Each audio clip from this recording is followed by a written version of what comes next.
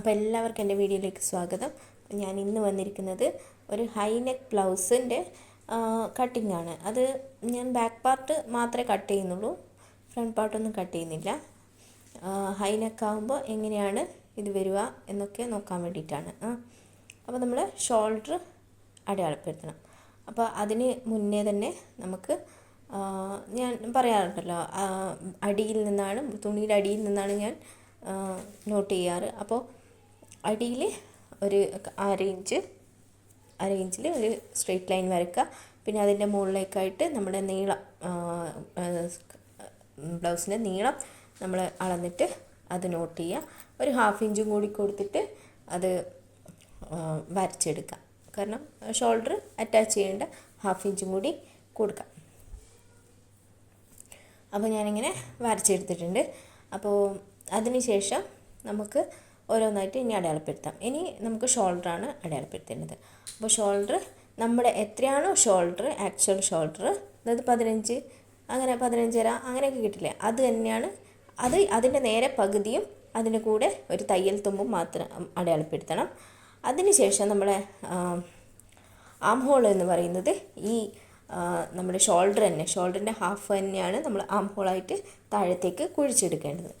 എന്നിട്ട് നമുക്ക് അതിൻ്റെ അകത്തേക്ക് ചെസ്റ്റ് അടയാളപ്പെടുത്താം. ചെസ്റ്റ് അടയാളപ്പെടുത്തിയതിന് ശേഷം നമ്മൾ അതിൻ്റെ നടുക്ക്, അതായത് ചെസ്റ്റിൻ്റെയും ആം ഹോൾ ലൈനിൻ്റെയും നടുക്ക് സെൻറ്റർ കണ്ടെത്തിയിട്ട് ആ സെൻറ്ററിൽ നിന്ന് ഇങ്ങോട്ടേക്ക് മുകളിലോട്ടേക്ക് അടയാളപ്പെടുത്തി 1/4 ഇഞ്ച്, അര ഇഞ്ചിൽ നമ്മൾ കുഴിച്ച് വരക്കണം. എന്നിട്ട് അത് ജസ്റ്റ് ഒന്ന് അളന്ന് നോക്കണം. ആ അളവ് നമ്മുടെ ആം ഹോൾ റൗണ്ട് ഓക്കെ ആണെങ്കിൽ ഓക്കെ, അതല്ല അത്ര വേണ്ട എന്നാണെങ്കിൽ നമ്മൾ കുറച്ച് കയറ്റിയിട്ട് ചെയ്ത് കൊടുക്കണം. അതല്ല ഇറക്കിയിട്ടാണെങ്കിൽ അങ്ങനെ ചെയ്തു, ഇറക്കാനുള്ള സാധ്യതയൊന്നും ഉണ്ടാവില്ല, എന്നാലും കയറ്റാണെങ്കിൽ അങ്ങനെയായിരിക്കും ഉണ്ടാവുക. ഓക്കെ, അപ്പോൾ അത് കണക്കാക്കിയിട്ട് വെക്കണം. അല്ലാതെ ഷോൾഡർ തന്നെ താഴെ ഇറക്കണം എന്നില്ല, നമ്മൾ ഏകദേശം ഷോൾഡർ താഴെ ഇറക്കിയിട്ട് ചെയ്താൽ മതി. ഓക്കെ, ഇനി നമുക്ക് സാധാരണ പോലെ തന്നെ വേസ്റ്റിൻ്റെ ഭാഗത്തുള്ള അളവുകളൊക്കെ അടയാളപ്പെടുത്തുക. ടക്ക് അടയാളപ്പെടുത്തുക. 1 ഇഞ്ചിൽ ടക്ക് അടയാളപ്പെടുത്തിയിട്ട് സീം അലവൻസും കൂടി അടയാളപ്പെടുത്തിയിട്ട് ചെയ്താൽ മതിയാവും. അപ്പോൾ നമ്മുടെ ഇതുണ്ടല്ലോ, നമ്മുടെ ഷോൾഡർ.